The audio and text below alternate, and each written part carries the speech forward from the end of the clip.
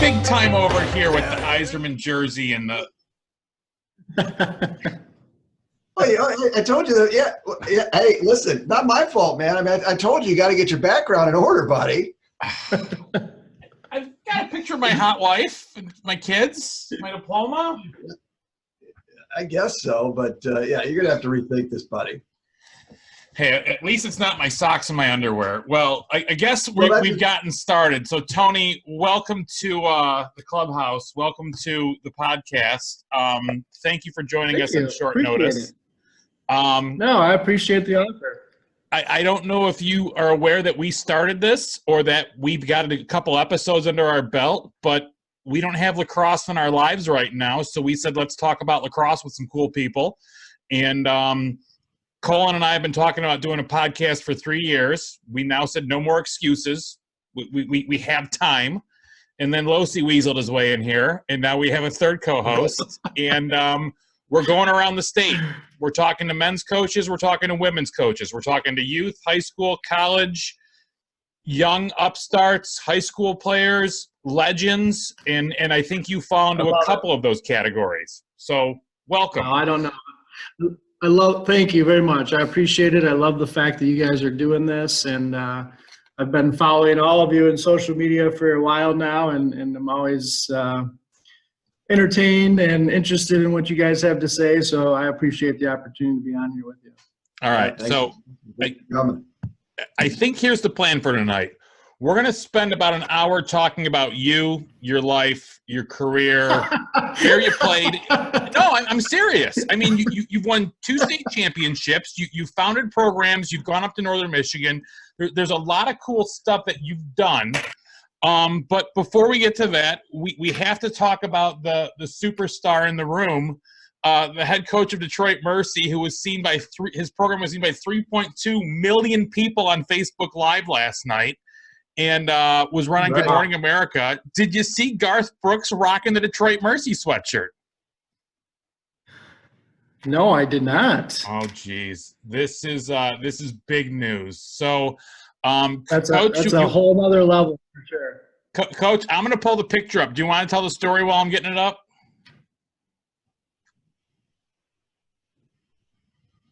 Oh, you're muted. We can't hear you. I can't hear Colin. I can tell the story. I mean, I've heard it 3 times.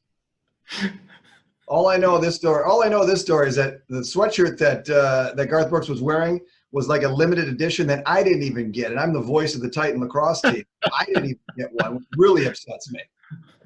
Who sent it to him? How did he get it? Colin would love to tell the story, but he's not. Can you hear me?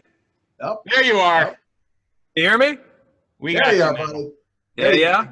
Yep, here you go, Coach.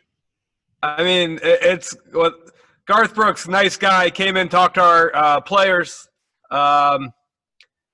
Shares a lot of the same values that we do. I don't know if he would consider himself a Jesuit, but a lot of the same values that we do. So our guys really were engaged with him. And we happened to give him a couple shirts because we felt that kind of connection with him at the end of the time where he came to meet with us. And, I honestly thought maybe, a big star like that, the things we would have handed to him and maybe it was an authentic connection. Maybe it wasn't because, he's an entertainer and pretty good at putting on a show. And maybe, some security guard down at Little Caesars Arena would have had some nice, limited edition sweatshirts. But, the guy's a authentic human being. I believe everything he said to us was true. I believe there was a connection there, and he proved it by repping us on that situation. So, it was why he did it is what he talked to us about, and doing things for other people. And I thought it was pretty cool that he did that for us. So pretty cool. That's very cool. Very cool. Well, congrats. More importantly, Tony, there is a bigger question. I have heard this from multiple people. There's a lot. You have a lot of legends about Tony Quinn. Is there a statue of Tony Quinn somewhere in Traverse City? Hey, what? Is there a statue of Tony Quinn somewhere in Traverse City? No, only in my closet. I have heard that there's a statue of you from your athletic prowess, but okay. All right, No, there's so not. Nope.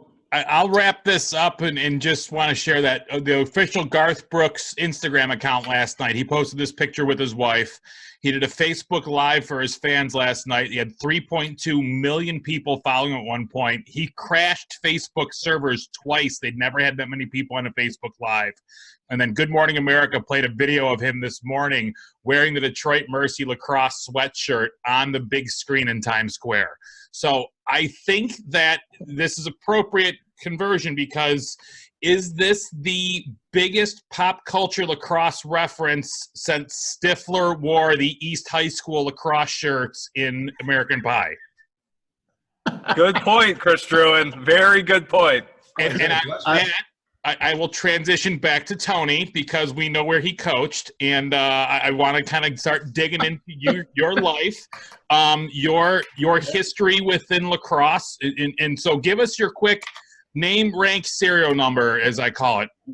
Name where you're playing, coaching, living now. Do you have a day job? Give us your quick, bio. Yeah, well, my introduction to lacrosse actually probably was American Pie. Watching that movie and seeing Stifler and the kind of authenticity of East Grand Rapids and the parallels of Forest Hill Central. At the time, I was a teacher and a coach in Forest Hills. I coached football, actually. I played collegiate football at Hillsdale College, a little Division II school downstate. And I was coaching football. We, Forest Hill Central, had a lacrosse program for a while, and the coach resigned shortly before the season started back in 2007, and they needed a coach. The athletic director approached me about it. Said, I don't know anything about lacrosse except for seeing it on TV occasionally.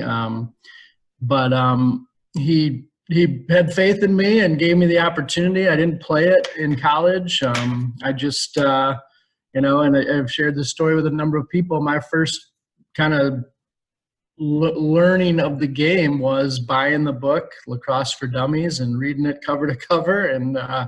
And then I was very fortunate to have a great program that had already been established, and I had some really good classes come through. I also had a tremendous coaching staff led by Randy Lundblad, who has since passed, but was an All-American at Syracuse in the 80s, and he moved to Grand Rapids to work for a local company, Steelcase. And he and I and Dave Kransberger, who is coach at East Kentwood now and a member of the vice president of the Michigan High School Coaches Association. The three of us and a number of others are just very fortunate to have a great group of kids and had some good years together. So we thought there was a connection with you in the Syracuse programs of the 80s. Is that where we had that connection? It wasn't you, it was your assistant coach? Yeah, Randy Lundblad was an All-American there, captain of the team in the 80s. And so a lot of what we did was very Syracuse-esque, I would say, for lack of a better term. And then the connections that he had, we didn't have former players coming to our practices or anything like that, but it was nice to know that, there was that kind of internal connection with him. And, when he passed in 2014, a lot of Syracuse alumni came to that, to his ceremony and just being in contact and connecting with their coaching staff and stuff. Just, it was amazing the impact that not only he had on that program, but the tight-knit group that they were as an alumni base. Wow, it's really impressive. Give us kind of the timeline on this. What year did you step into that first role as a football coach, and what year? How many years coaching did you have under your belt when they gave you the lacrosse job? Yeah, so 2007 was my first year as a lacrosse coach. I'd been coaching football for 6-7 years. at that point, a younger teacher looking for ways to make money, loved football, loved sports, was always trying to hang around whatever I could. And then just kind of came across lacrosse and just fell in love with it. As you guys know, you've been around it for a long time. It's just an amazing sport, and you can't compare it to anything, really. I mean, you can compare it to everything, but it's just a special sport to be a part of. And I, the community, the coaching community embraced me, and I wouldn't make 1 second different than what I experienced as a head lacrosse coach at Forest Hill Central. So, and John and Chris can chime in at any time. I have a million questions. I'm going to keep rolling through them until they hear something. But you won 2 state championships. You won the 2012 Division II state championship. You won the 2012 state championship, both against East Side teams. Notre Dame Prep the first time, and then Country Day the second time. Yep. I didn't do much internet stalking of you other than your LinkedIn profile, and know that you're now back in Grand Rapids after a stint up in Traverse City. But give us kind of the timeline for how many years were you there? How, when did you leave? What, your day job being an educator, what's kind of been your transition professionally? And now what did you do in Traverse City? What are you doing now? That's like 7 questions in one, but we'll give you some time. Yeah, exactly. I'll even give you a longer answer because it's a strange road that is traveled. So I coached at Forest Hill Central from 2007 to 2014, 8 seasons there. We lost the state championship in 2008 and then lost it again in 2013. And in 2014 had a great year, lost in the semifinals and overtime to a really good Cranbrook team. And at that point, it kind of run its course for me in that state where I was at a maturity level and at a professional level. I felt like I wanted to do different things than be a teacher. And being from Traverse City, had the opportunity to move back up north and become an administrator in the school system here in Traverse City Public Schools. I became an assistant principal. My wife was born and raised here in Traverse City, and so taking a new adventure and a new opportunity. Our kids were young enough where that was a reasonable thing to do.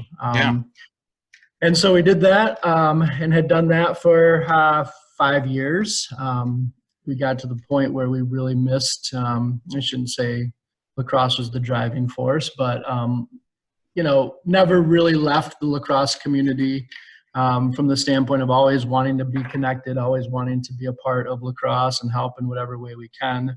I got the opportunity to become a head principal, not an assistant, down in the Northview Public Schools, which is just north side of Grand Rapids. And so with our children wanting to kind of get back to Grand Rapids and their social lives and what was comfortable for them, took the leap of faith and left Traverse City to go back down to Grand Rapids. So congratulations. That was just this past summer, correct? Yeah, it was this past summer. So we don't have a lacrosse season yet, and I think Chris and John and I are going to stay on afterwards, and we've been gossiping, we've been talking, we've been plotting on how we can still have an MHSAA season. Are you coaching anywhere right now?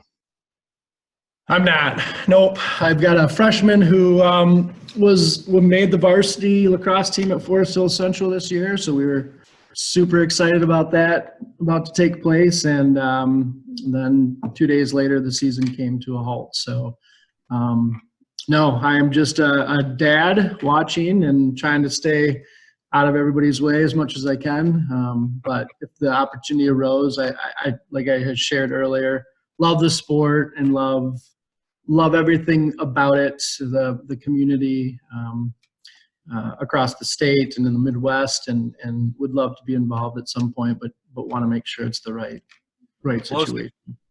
Locy, do you have a question? I can see you. Yeah, no, I mean, I've got a ton of questions, but I know that Chris has got a ton of them as well. But run with it. No. So So, Tony, did Andy Shearer take over for you? Was that his first year? There was actually a coach, Andy. I hired Andy to be my defensive coordinator.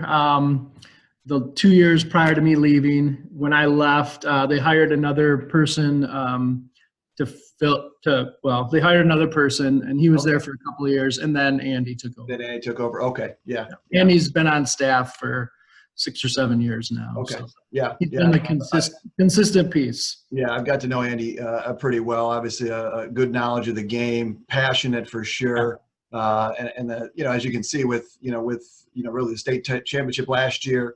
Yeah. And the previous year where they were extremely talented. I think they were more talented 2 years ago than they were last year, and they didn't win against EGR in the state finals. But just a top-notch program, and it'll continue. Yeah, he's done a great job, and as I said, I don't obviously love the game. Don't want to get in his way because he's done a much better job than I could have ever done with the program. So if he wants my help, I'll help him. Right now, I'm. It seems to be a young man's game, Coach. I got to tell you. So good. Okay. Can we go back up to Traverse City? Yes, please. For a question. Yeah. The Traverse City question. What's your favorite Fogarelli sandwich? Ooh, I don't know the numbers very well, but they have an incredible meatball sandwich. Okay. Yeah, that one's good. But I would kind of commit, I'd like to stay with the consistent piece. They're actually one of the Newmans, their son played lacrosse for a long time. Really nice family, great kids, and was kind of hoping I'd get free sandwiches out of the deal, but never did. Never did. I always wanted one. That's great. And then to stay in Traverse City, one other quick one too. A good friends with I don't know if you know Mike Carroll. Absolutely. Yeah. Absolutely. Dr. Carroll, yeah. Yeah, He was one of the first conversations we had when we moved here. Just a great guy and has been around Traverse City Lacrosse for a really long time. His kids are fantastic. His oldest son, Henry, is at West Point now. And he almost made it. Yeah, he almost made it. He tried to walk on at West Point, got down to the final cut last year, and thought he was going to get through, but didn't make the end there. Well, and Army was so good this year, it's just a tough get for sure. Yeah. But not a better kid out there for sure. Yeah, and he's done such a great job up there, really growing the game. I mean, I talk about him a lot on my podcast, and I mentioned the Up North, and he's kind of my pulse really to that area up there with Petoskey adding the game 2 years ago, and it's always that discussion when we talk about Michigan lacrosse is.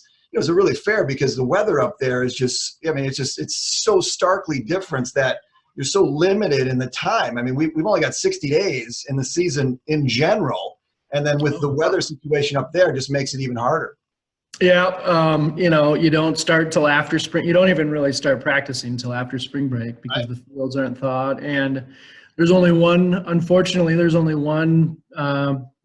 turf field in town, and it's the big stadium, and nobody's really allowed on it except for game days. And so you're looking and scrape, as he's probably shared with you, scraping for any space you can find. I mean, a lot of times it's indoor practice until your first game, and that's usually basketball courts and whatever. There aren't the similar indoor facilities up here that there are downstate. So it's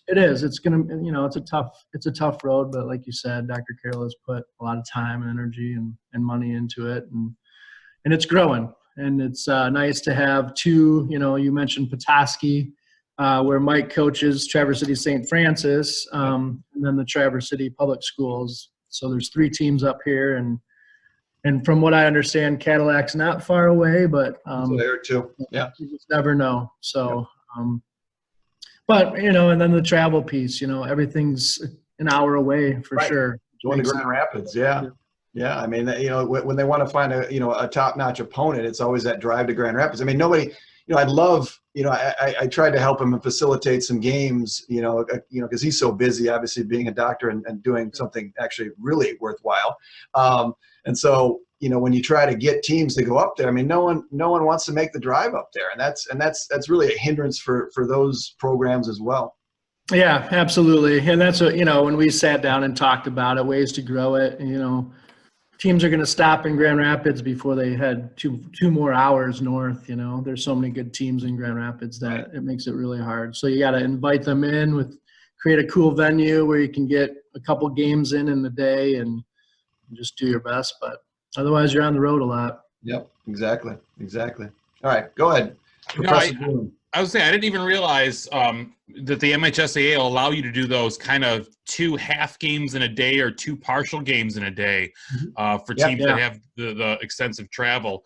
It gets back to the conversation we're having about the MHSAA tournament and what we might be able to do to salvage the 2020 high school lacrosse season.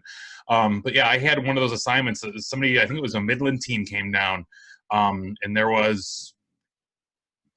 It was Waterford and Royal Oak, and I showed up not realizing I had 3 games. It was like a varsity and then a JV, then another varsity, and then another team, and they were,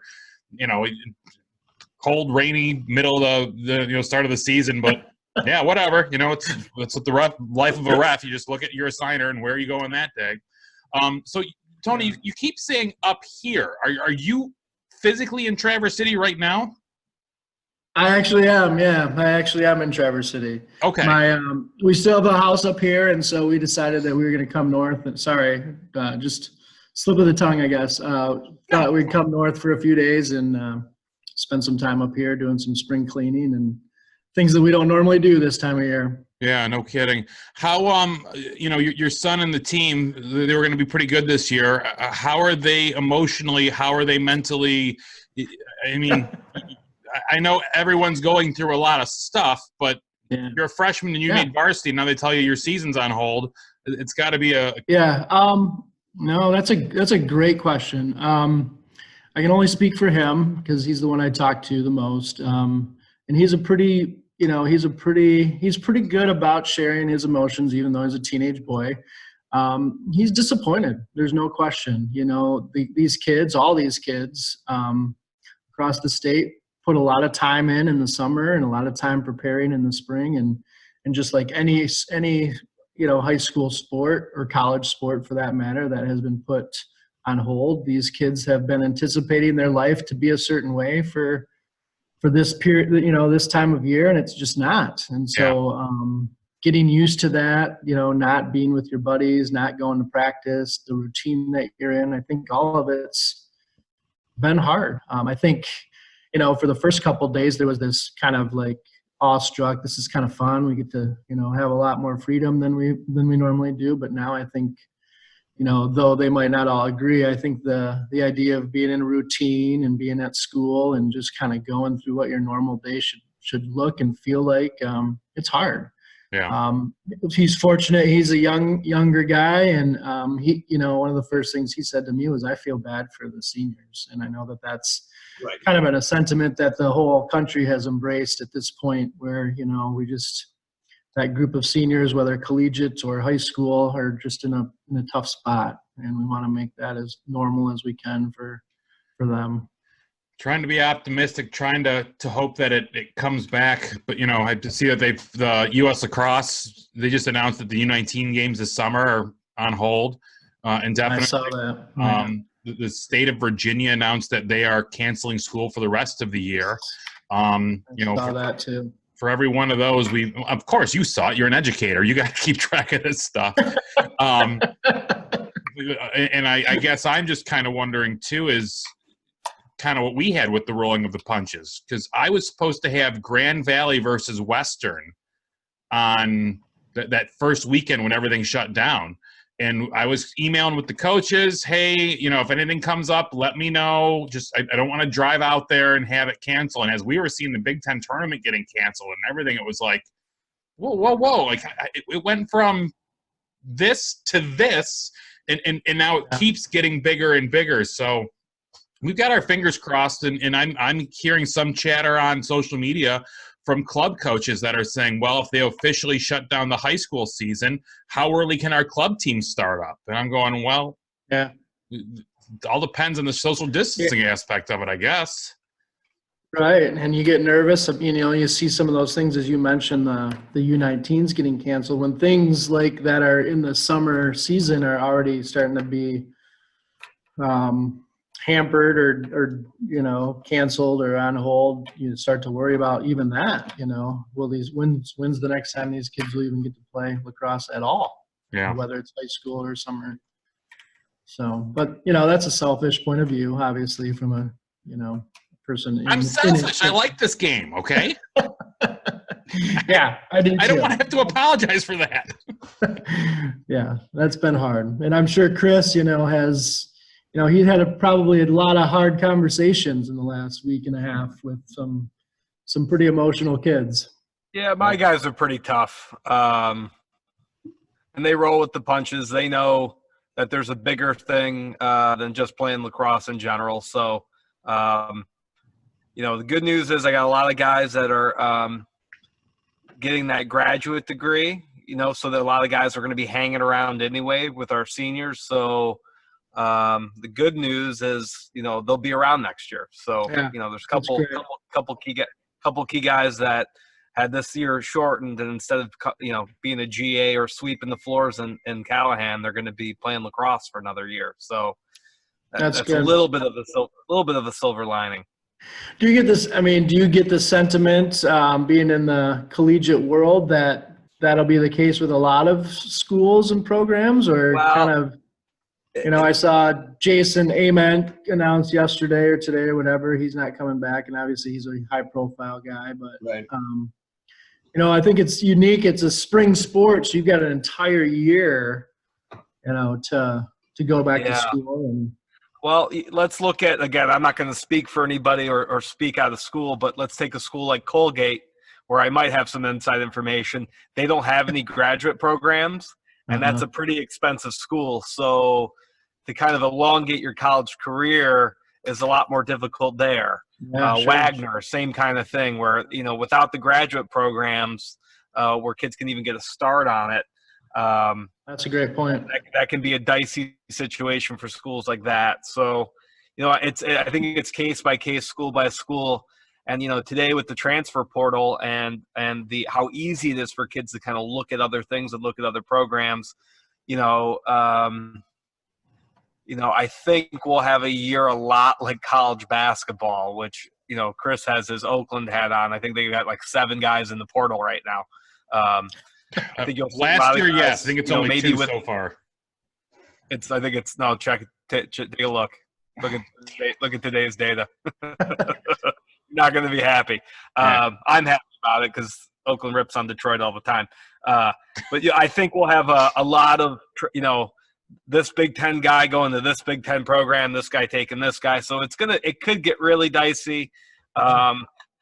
That's not really my style. I'm going to be loyal to my guys. I'm going to be loyal to my kids. I'm going to be, doing that kind of stuff. So for me, I'm not getting into that whole hired gun scenario. So we'll see. I'm not worrying about it though. Well, good. I have a question here that I had to ask. It was given to me by somebody else. Give me your top 3 superstitions in coaching. Oh, geez. That's a good one. I typically wear a hooded sweatshirt when I coach, whether it's the middle of June or, early in the season. That's beneficial, but not in the middle of June. That's one of mine. I have a couple pens that I keep in my pocket. They have to be certain colors that I don't ever use during the game. They just have to be in my pocket just in case of emergency. Yep. And then I always have a play on an index card in my back pocket, in which if we're in a situation, and this was given to me probably by you or another awesome collegiate coach, where if we ever get in a situation in overtime or where it's late in the game and we need a play to get a goal, I have a play drawn up in my back pocket that if it ever came down to last minute, we get a timeout or an overtime, that I would be able to just reference, because my emotions would probably be out of whack, so I couldn't really talk through it. So I'd have to show the guys what it was. So I would say those are the 3 biggest ones. I guarantee you it was not me who drew up a play. No. Those are the 3 biggest ones, probably. eat lots of the same food during the season, try to do a lot of the same stuff. As long as the season's going well, if it's not, then all those just kind of go out the window. Change it all up before the next game. Yeah, I've got a quick one, Coach. You've seen it. Grand Rapids, obviously, with Forest Hill Central. You've seen the bigger program, talented program, and then you've kind of seen it from the northern Michigan as well, where you've got smaller, newer programs coming aboard. And a big topic of discussion, I think, last year in social media that we all really got involved with a lot is the state of Michigan, the MHSAA. We've got 2 divisions now. Where you see these lopsided wins in the first round of the MHSAA playoffs every single year. What do you think? And really, what's your opinion about, should a 3rd division be added for newer programs? I don't want to spend too much time on it, but I'd like your opinion just because you've seen it from that perspective where you've got the newer programs in the up north, and then also you've seen it in kind of the blue blood area of Grand Rapids. Yeah. That is a great question. It's a question that, Andy Shire and I have talked about a few times, and it's a great conversational piece. I think, for me, I think it depends on what your mission is, what your value is. And I know, having been on a few committees with the MHSAA, I know Tom Rashid is very invested in lacrosse, and he'll tell you that. I shouldn't speak for Tom. I just know in conversations that, sports are a great way for kids to participate in lacrosse and other sports. And it's not about going on to the next level. It's not even necessarily about championships. It's about giving kids the opportunity to play. And I think from one aspect, if you have, 3 divisions or whatever it is, and it's based on, a series of seasons compiled together that put you in a division based on your successes in that. It gives more teams an opportunity to participate at that highest level. I think you're right. I think there's just, you alluded to it earlier, there's some disadvantages of being in northern Michigan and the experiences that you get in the lacrosse world. And so right off the get, those teams are going to be behind. But ultimately, it's what you want it, what you want it to look like. Why are you participating? Are you participating to be a state champion, or are you participating to be, a part of a team and experience a great sport and have connections maybe for the rest of your life, doing something that you love? And that's a pretty, neutral answer, but I think it really depends on the decision makers and what their mission is and what they want to see out of it, the purpose of it. Sure. Would you have the scenario where, Brother Rice is playing a top 15 team in the state in the first round and have a blowout? You probably would. And so, it's hard to even say in that scenario. Yeah. But anytime you can give multiple teams an opportunity to be a state champion, more than 2 teams, give them 3 teams, I think that's probably good. Yeah, I echo what you say that again, not speaking for Tom Rash, but I have a good relationship with Tom. I don't always agree with him, but he does have the big picture in mind when he makes these decisions, and he really is the voice of what the athletic directors want. The athletic directors have turned their power over to the MHSAA to say, make these big executive decisions, for us, so that it doesn't become a he said she said battleground thing. But I go back to that Brother Rice thing again, where you said them playing a top 15 team. A couple years ago, they played Anchor Bay in the first round. And I had driven out from Clarkston to Anchor Bay to do a home game because Bill was in a jam, needed a ref, whatever. And I got out there, and the kids were amazing. They would get called for penalties and turn around to me and go, "What did I do?" "Well, that's a push." "What do you mean?" Like, they weren't challenging me. They were just curious as to, well, how was that a push? "Well, you took your hand off your stick and you put your hand on his back and I can't do that?" I'm like, "No, this isn't hockey. You have to have," "Oh, okay." And these kids just love the game. They were curious to come out that first year. You had a ton of freshmen on varsity. You know, they were wearing hockey helmets. They were wearing hockey elbow pads. They were carrying sticks that they probably got at a garage sale. And they had a couple kids that knew what they were doing. I don't want to make it sound lowest common denominator on this, but it was just such a fun experience reffing a game with kids that really just didn't know and were so excited that somebody was taking the time to drive to Anchor Bay and teach them. And to not just blow the whistle and throw the flag and move on, to actually educate them on it so that they could get better. They came up to me after the game and were shaking my hand just like, hey, I wanted to ask you one more thing. Like you said, this was I loved it. And then 8 weeks later, those kids got beat 532-0 to Brother Rice in the first round of the playoffs. And it's like, I'm looking at the kids, what a great experience they had playing.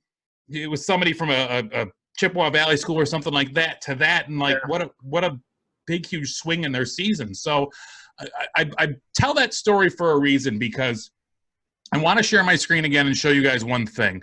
I was kicking around the old MHSLCA website, where, don't know if you guys knew this, but Tony Quinn is a Hall of Famer, and they have the old MHSLCA divisions back all the way to 75, when we used to have a C division and we used to have a D division, and we used to call them the developmental division or the new program division.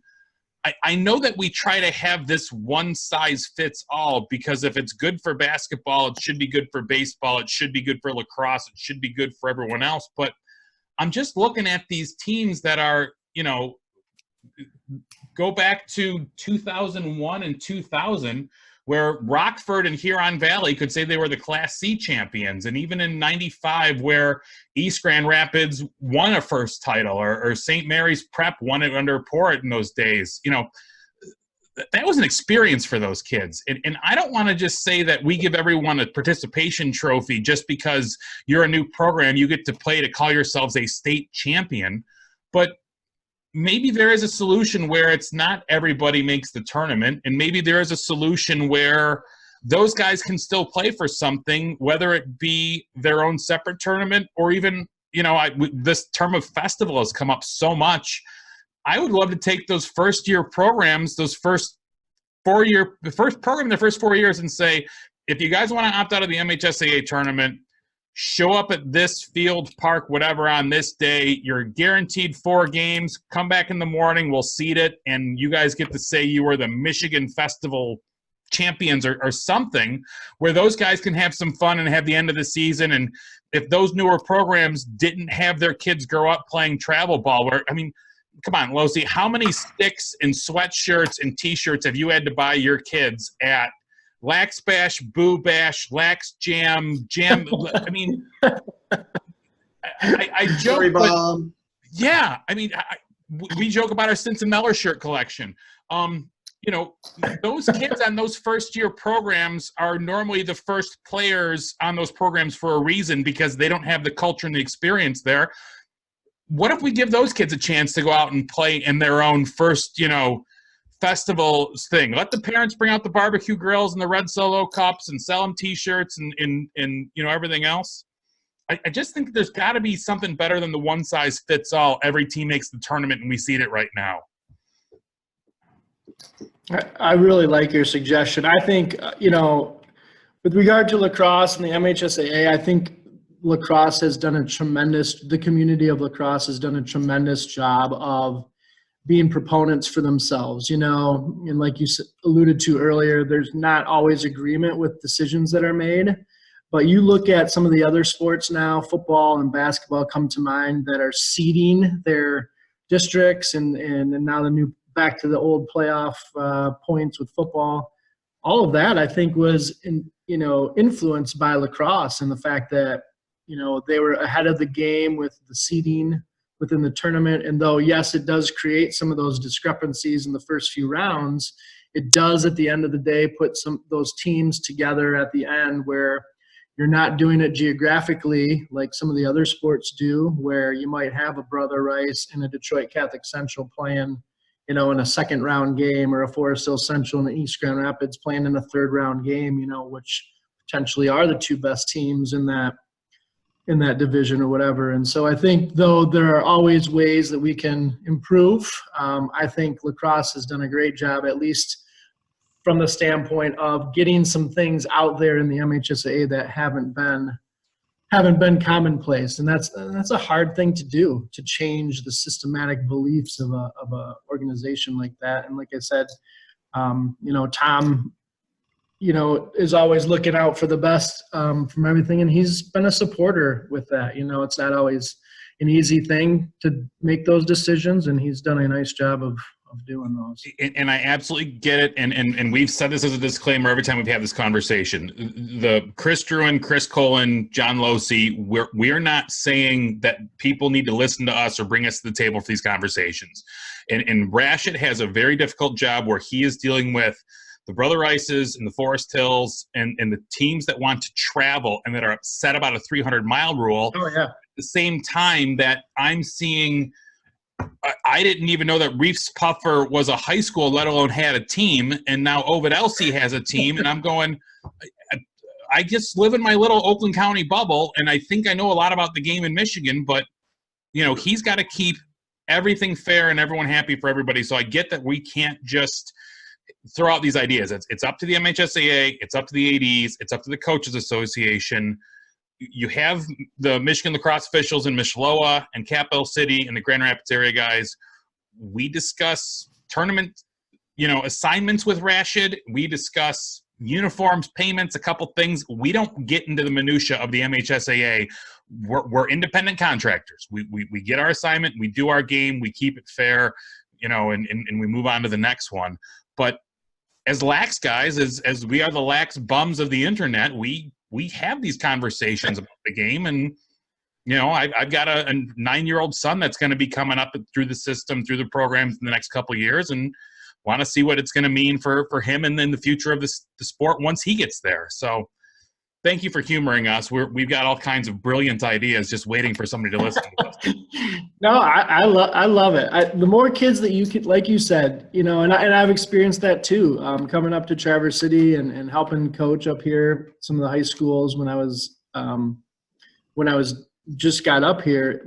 Like, there is that passion. It goes back to one of my earlier statements and was shared by you guys. There's that passion about just being a part of a team and learning the game and just putting in some very fundamental things are just enormous to some of these kids who haven't had those, experiences from the time they were in third grade. They picked up a stick as a freshman in high school, and it's a new experience to them. And yeah, if you can get multiple programs with similar skill sets together to play in a championship type atmosphere, imagine the excitement that they would have. That would be cool. Yeah, I've always said, no matter if you keep the same system, even the kids at Cass Tech and even the kids, that may face an uphill battle in that first round, it's still an experience. I was there at that Cass Tech Brother Rice game last year, and Chris Kolon was there as well, and it was, because people see the score really, and that's kind of our society, right? It's like you see one thing, you see the score, and automatically you don't know anything behind it. You don't know. You don't know about the barbecue that went on after between the parents, the kids, the players, right. The respect that everybody had for everybody on the field, and really, that lax community. When you automatically think that, okay, Brother Rice did this or CC did this to this lesser team, you don't really know the whole story. And I think, if there's one or two kids that take out of that as they move on in life and they start a youth program somewhere in Nebraska or wherever it may be, or they become an official because of some of those experiences, and that's really about growing the game as you're talking about.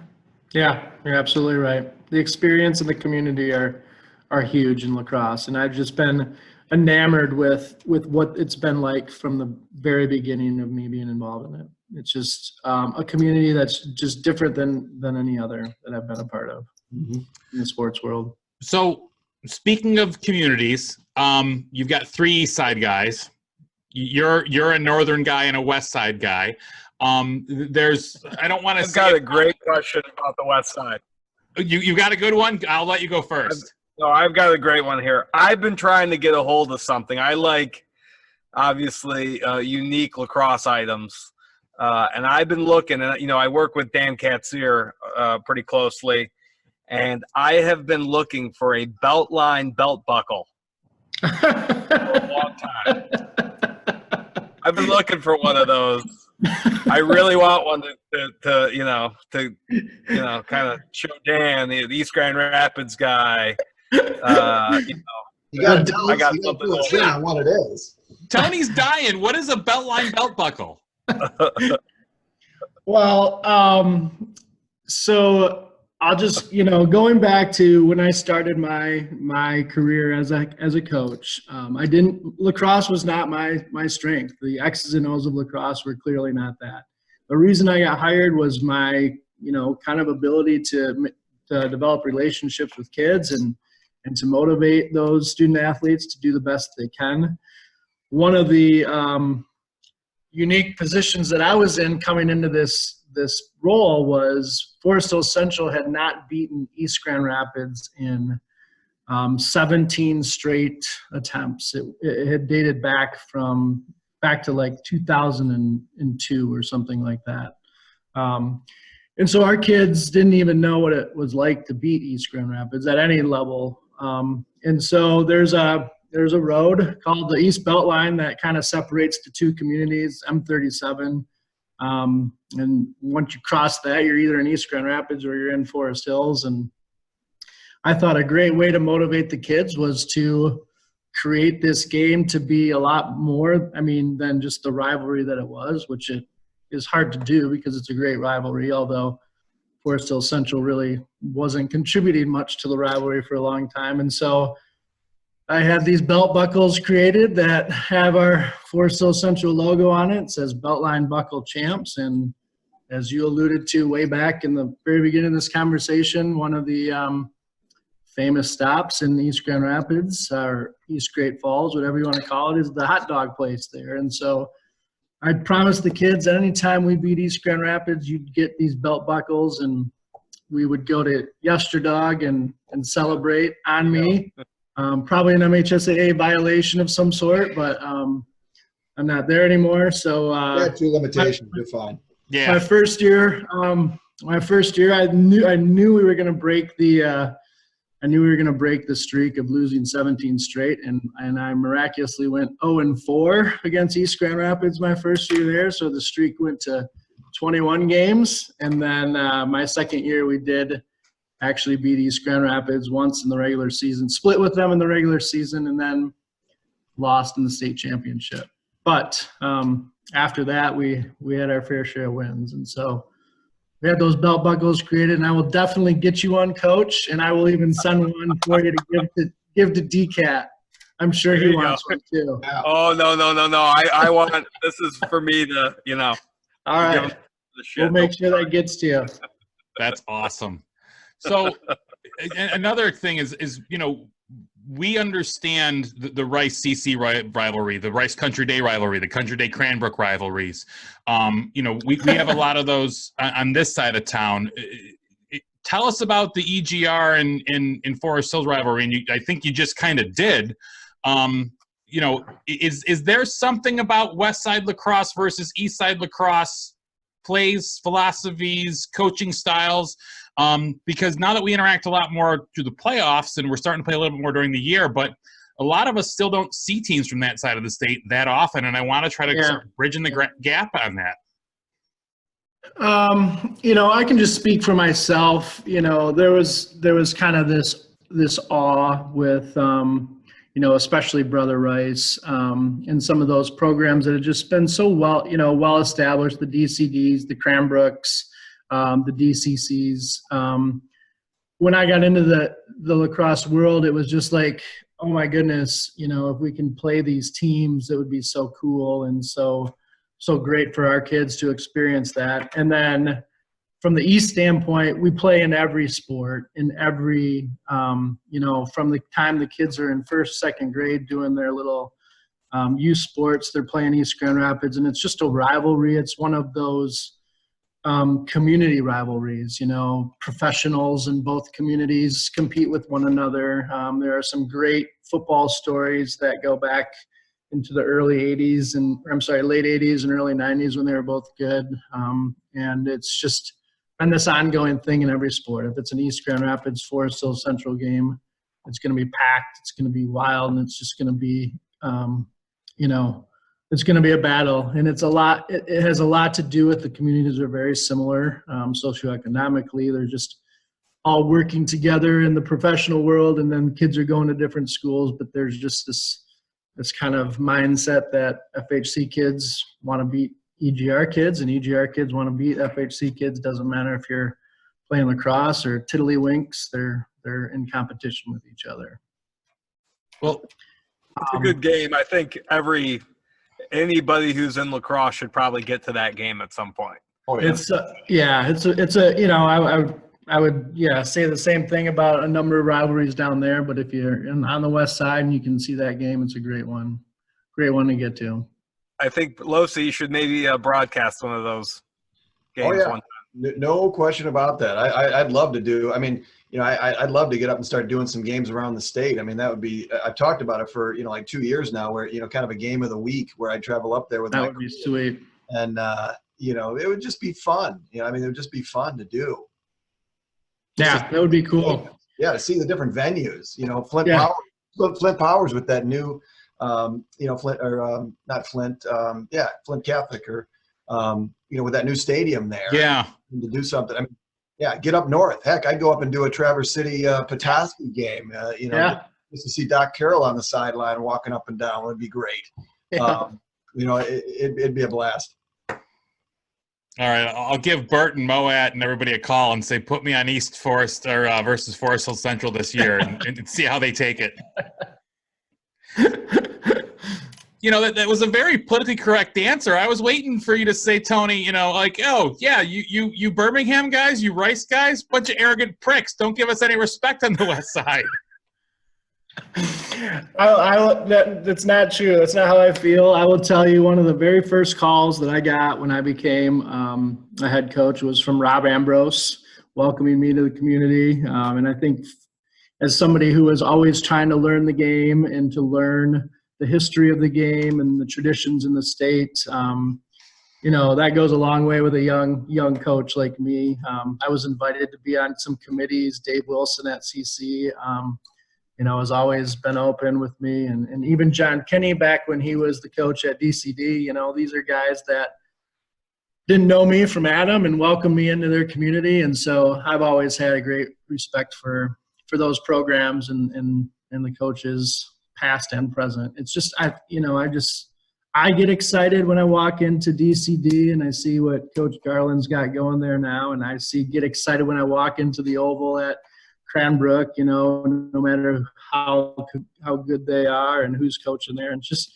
the tradition of lacrosse, and you alluded to it earlier, back in the, when they had the 3 divisions and you had state champions of the Class C or whatever they called it. I mean, lacrosse goes back a long ways in the state of Michigan, and it's important to appreciate those things. No, I really appreciate that. I'm a dork for this stuff. I'm a historian when it comes to this stuff. I love the history of it. I love getting online and arguing with Mike Van Antwerp about, what happened in the early 90s or the games that we were 8th graders at and the teams we were rooting for. I do want to ask you a couple just kind of hot seat questions, and not even hot seat questions, but the reason why we're doing this is I'm involved with U.S. Lacrosse. I'm the president of the Michigan chapter here, and I don't think we've done a good enough job nationally the last several years reaching out to the members to say, what more can we as U.S. Lacrosse do for you? I think the Michigan chapter has been very East Side centric, and I want to start making sure that we're getting involved with people and more feedback on the West Side, on the North Side, and these guys are going to get sick of me saying it. Boys, girls, men's, youths, women, officials training, first stick programs, grants, coaches education, all that stuff. In your opinion, what does U.S. Lacrosse or the Michigan chapter need to do a better job of, and which committee do you want to join to help us accomplish that? Well, I'll help in whatever way that you need me to. And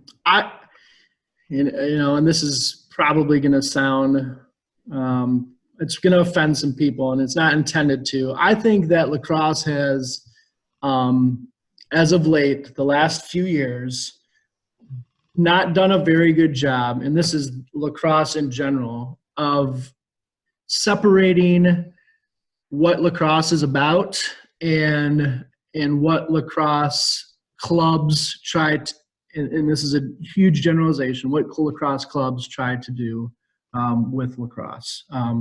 I think when I came in, lacrosse travel teams were not very prevalent. It was very rare to have a student athlete of mine playing on a travel team. And I got involved in that world, and it was a crazy, crazy world. And I think that there isn't enough knowledge out there, not enough education out there of parents as to what lacrosse should truly be, what the message of lacrosse should be, and what lacrosse what type of purpose lacrosse should serve. I think the message that parents are getting is from, small groups of information providing it. You should do this travel team because this is what's going to happen, or you should do that travel team because that's what's going to happen. And I don't think people, and this isn't meant to offend, I don't think people even consider the Michigan chapter of lacrosse as a part of their child's, upbringing in lacrosse. It's more, I'm involved in this youth program, and then I'm involved in this travel team, and then I go to this high school, and the chapter in Michigan's chapter gets lost in there somewhere. And I don't know if that sounds like a confusing answer, but I think it needs to become a more prevalent component of what the lacrosse world should be, and what kids growing up playing lacrosse should have information, who they should have information from, and how they can make decisions after that. I think that is a fascinating take. I got to be honest with you, Tony, because I think you and I are kind of on the same page. I've seen it from the inside. I've seen it, with the travel piece, but to be able to utilize, because there really is no unbiased, avenue for parents to go to say, hey, I don't really know anything. And so everyone's just following the path that everybody else is doing. Yep. And be able to think about it from the concept, and Chris Drouin, can U.S. Lacrosse fill that void to be able to be that, really that oasis in the middle of all the chaos that is lacrosse, to be able to have a one-stop shop to say, hey, can I talk to somebody about my son? I want him to get him involved in the game. Here's where I live. Here's my situation. Here's what I'd like to do. Can you just give me an overview without any biases? I think that's really cool. I think it's cool. It's there. U.S. Lacrosse has all that stuff. I agree. I mean, if Dave Yerk's book of how to play lacrosse was the old way of learning how to coach. But if you want to be a certified coach, or just like the officials do, you can go out and get, as a parent, get all the information you need to make an educated decision. You can become, you could become I think most people think it's just for guys that want to coach. But if you want to learn about the girls' game, you want to learn about, is my son or daughter being coached correctly? I think U.S. Lacrosse, the national chapter, has a lot of stuff. They don't really sell that they have it, and they maybe sell it as, hey, you want to get into coaching, maybe get this certification. But I want to chime in on that. I totally agree with you that it's so fragmented on what's important. I think that happens in basketball nowadays. It's happening in baseball and high school, where nobody knows what's important, and everybody kind of goes to the little area where they're having the most success. And nobody sits back and says, let me do some independent thinking on what really is the best situation for my son or daughter. Yeah, I don't have a good answer, but I totally agree with you. That's what the landscape is turning into, a very fractured situation. And Tony, I was a coach before I was an official, and I was a player before I was a coach. And you're right. Back when I played, there were no travel teams. We went to a camp out east because there were no camps in Michigan, and hopefully somebody out east saw us playing and said, "What's your name, kid? What's your address?" That's the only way that Jack Emmer knew who I was to recruit me to West Point, was because I went to Army's camp and lived in the barracks for a week and impressed him on the field against all the Long Island kids that were at the camp too. There was nobody driving into Detroit in 91, 92, trying to find the next Dave Morrow. My dad was videotaping games on VHS tapes, but we weren't doing these YouTube videos and sending them out. So, I kind of understand the evolution of the travel team filling that need for the recruiting. And I'm guilty of it as a coach, where I was taking U15 teams out east with Chris and a bunch of other coaches, and Chris was coaching the varsity guys, and Carl, I think, was coaching the JV guys, brother Carl Zimmerman, and it was me and Danny Hennigan one year, and Nate Reynolds, and we've got these 8th graders going into their 9th grade year, taking them out there and getting the snot kicked out of them by guys from Baltimore and guys from Long Island and guys from Philadelphia, just for the experience of it. But we also weren't trying to sell them, or at least at the time, the guy that was running it for us didn't seem like he was trying to sell them the travel team, the highlight video, the shooter shirt, the jacket, the bag, the penny, it definitely seems like there's some of that now, where it's mom and dad open up the checkbook. And I've heard these complaints from coaches within some of these programs where they started a program just because nobody else in their area had one, and they wanted their kids to have a chance to play in summer. And now they're losing their best kids to go to other programs, and these kids are getting phone calls and tweets from coaches saying, "Hey, come play for us." And it's gone from just another chance to get some touches or a chance to get recruited to a business. And I've heard complaints from coaches that have lost kids. I've heard complaints from coaches that they're accused of poaching kids. And we've even had complaints where, it's no secret, my buddy Brian Kaminskis and his brother Mike, I've known them forever. They run those Black Splash events. I've been in the tent at their, tournaments, just getting a cup of coffee in between games. And there's youth parents screaming about that goalie's double rostered and I can prove it. And I'm like, we're talking about U10 ball. At the Black Splash, like, who cares? Well, you're U.S. Lacrosse sanctioned, and that's – so I don't want to put our head in the sand and say that's not U.S. Lacrosse's problem. You guys figure it out. We're not making any money off it, and you guys aren't guaranteeing that every one of your players is a member of U.S. Lacrosse, so it's not our problem. But we are part of the community. We should be part of the solution. We do know the right people to put in the right room for the right conversations, maybe. Yeah, and I think that's, John said it a lot better than I did, but I think that's kind of what I was trying to get to. Like, I have a son who plays on a club team, on a travel team, and I love it, and he loves it, and so I'd be a hypocrite if I said that world wasn't important and didn't exist. But I think, when we were talking MHSAA earlier, they have this, they're kind of the decision maker. I guess what I was trying to convey was just having the Michigan chapter kind of be that figurehead that helps people navigate through some of these things. You have a new athlete to lacrosse, they're going to go with whatever their, friends say is the important thing to do, and that might lead you through an experience that's not the best experience for your child. I think Tony found this committee. I think you just created your own committee. And so I think just having, the Michigan chapter being that kind of place where you can funnel everything up through, and they're kind of guiding that youth sports movement, or all sports, high school and girls, young youth and older. So that's kind of what I was alluding to, though John said it much better than I. No, I think there's some value oasis. There. It's an oasis, and I think to Coach Kolon's point, I mean, Tony Quinn on that oasis, standing there greeting people to that island to help them lead them where they need to go from a parenting standpoint and give them all the options. Right. with a Fogarelli sandwich. Exactly. Where else you wouldn't have it any different? Right. But maybe the reality is we do find some parents that have gone through this in the last handful of years. Some parents that have, yes, John, I'm thinking you.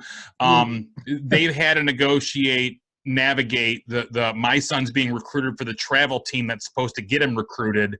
I remember having a conversation with a kid who had just joined up for one of these teams, and he was going out east for a bunch of events. I said, it's really exciting. Did you talk to any colleges that you're really interested in? He was like, I think I just want to still go to Michigan State and play club ball there. It's where my dad went to school. I grew up a State fan. All my buddies are going to State, and I'm going, then why are you going to Baltimore every other weekend? Like, I can go. Well, let's be clear on this, though. A lot of times, let's not put these club program folks as the Darth Vader in the room either. A lot of times, they're just saying, "Hey, I'm offering a product. Right. I have some relationships," and then it's the parents that go absolutely ballistic about. And a lot of times, one of the things that I've noticed in college, and one of the things that I always say, I recruit the parents and the kids. Sometimes when the son is living out his father's dream, not his own dream, that happens more times than not than you would. I'd like to care over my 12 years of doing this in college. Yeah. So a lot of times the moms and dads have one thing in mind, and the other kids are just looking. Hey, I'm looking for friends and companions, and this is a great structured activity, and I get to go see the other parts of the country.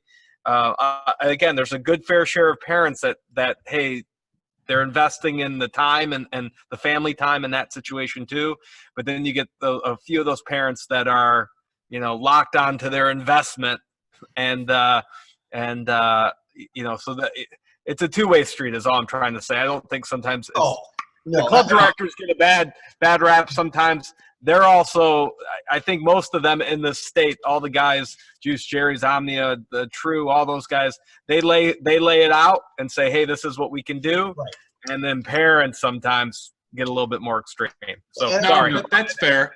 Yeah, I don't think we're saying, it's not a knock on the travel. I think, going back to Tony's point, and I know we're bumping up against time here, but it's really just to be able to give that full picture to a parent, to be able to say, listen, your son's in 8th grade. He's been playing 1 year. He should not jump on a travel team and go out east. But if he does, understand this is what you're doing. At Lewis Lacrosse, we say, take a look at some camps here locally. Maybe take that money and those resources and go to 3 camps over the summer to get better if he wants to be better, right? To really kind of just guide people. And even if it's a PowerPoint on the website that says, son is new to lacrosse, click here, boom. All right, it's like 5 questions, and it leads you down multiple paths to just really educate the parents on what is out there. Sounds like Tony and John have a little business running here. A little. We got to bring him in. He's got to bring him into the booth too, Coach. Tony's got a good voice too. I might have a commentator here. I can tell you, Tony, right now, if the season does happen and you come to the Brother Rice Forest Hill Central game at Rice, you are in the booth with me. So awesome. You might as well lock that one in, buddy. Would love it. So wait, who's color and who's play-by-play?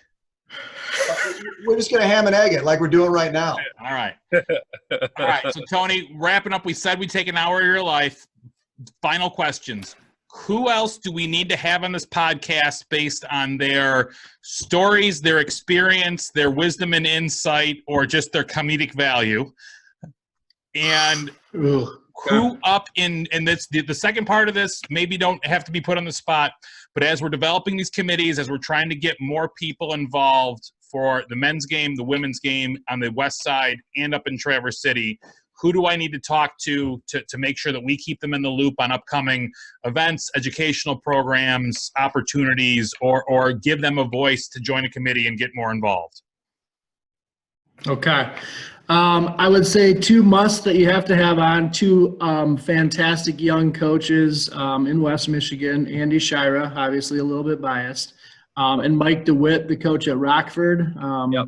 He's done an amazing job of just keeping the momentum that school has and puts tons of time and energy into that. There are probably others. I know that there are others that I'm missing. They're on the short list. They're on the short list already. So.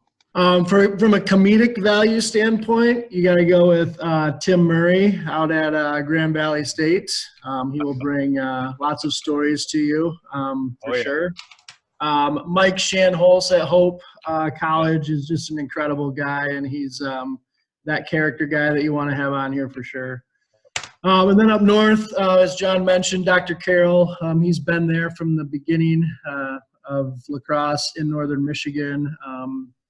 As well as Liberty Provost, who is the coach at Traverse City, the United team. He's been there from the very beginning. He and Dr. Carroll have kind of built lacrosse up in Traverse City together. And then I'm going to give you a sleeper. Wally Kidd. Wally Kidd started lacrosse up in Petoskey, and Wally was actually a lacrosse player at Johns Hopkins. Back in the 70s, I believe. He's a real estate mogul up there, and he's been with Petoskey from the beginning. And though he's not actually the head coach anymore, he still helps out with the youth. Level. So. I did a Petoskey game. Wally is a character. He very knowledgeable of the game. You could tell he knew what he was talking about. But yeah, I think he came down, and I think it was Petoskey Eisenhower that I did. But no, he was he's very larger than life. Yes, he is. So there, I gave you a couple shows you can fill up. Yeah. All right, one more screen share just so everyone sees you at your Hall of Fame, getting your plaque. You and Mike Jolly with your matching Ray-Ban aviators. Did you guys have a 2-for-1 sale on those? Did you guys coordinate that, or was that just coincidence? Just coincidence. I tried to get him to wear pink pants, but he wouldn't do that. But he would wear the Ray-Bans. All right, and there's the record. 2010 and 12 state champs, runner-up 08-13, coach of the year 14, coach of the year 10 and 12, man of the year 11, and former MHSLCA coach of the year and vice president. So we're going to continue to have a conversation with guys like Tony. We're going to continue to do this. Follow John and Chris and I on Twitter. We will put all of that stuff in the footer on YouTube. We did get our YouTube channel approved through Apple, so we're going to start getting these things up so people can subscribe to the podcast. Send us feedback, good, bad, indifferent, whatever. We want to hear it. Chris and John, do you want to stay on and talk about tournament seating, or is that it? We're done for the night, and you guys are going to do that one separately. I'm done for the night. I'm cashed out. Yeah, I think they don't want to hear us anymore. We can't follow Tony anyway. At the end of the day, he's pretty much just taking the whole thing off. Thank you, Tony. That's it. Thank you, guys. I really appreciate it. Live every Tuesday night during lockdown, so I'm going to go watch my fish show live on Facebook. And I just want to say again, Tony, thank you very much for joining us in short notice. Thank you for everything. John, Chris, anything before we wrap it up? No, you're the man. I need a belt buckle. The belt buckle, and then work on your broadcasting voice for that Rice Forest Hill Central game as well, Tony. Hey, if that game happens, I'd be more than happy to do anything. You are in the booth. You are in the booth, and we are streaming it to Grand Rapids, and the Forest Hills parents will be able to hear you. Perfect. Thank you guys very much for all that you do for lacrosse, and thanks for having me on. I appreciate it. Stay safe, everybody. See ya. Take care.